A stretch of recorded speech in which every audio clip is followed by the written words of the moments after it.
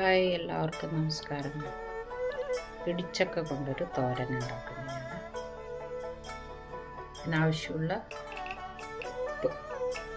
ഉപ്പ് വേവാനുള്ള ഉപ്പ്, പിന്നെ നമുക്ക് വേണമെങ്കിൽ ഇതിനെ മിക്സിയിലൊന്ന് അടിച്ചെടുക്കണം.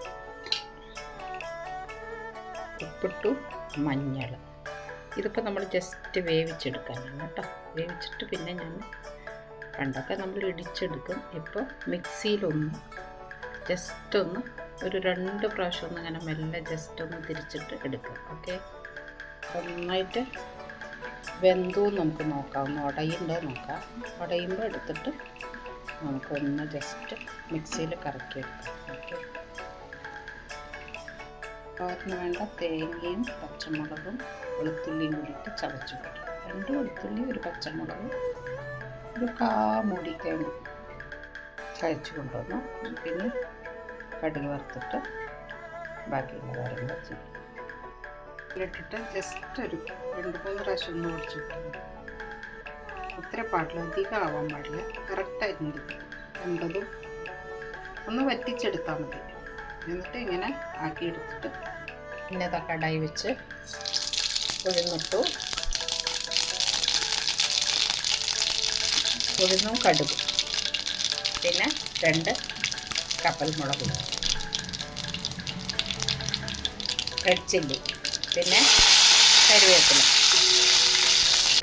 ഇട്ട് തേങ്ങ അതൊന്ന് ഇതാക്കിയെടുക്കണം. എന്താണെന്ന് വെച്ചാൽ പച്ചമുളകില്ലേ, പച്ചമുളകിൻ്റെ ആ പച്ചച്ചൊയ പോട വരെ ഒന്ന് ഇതാക്കിയെടുത്താൽ മതി.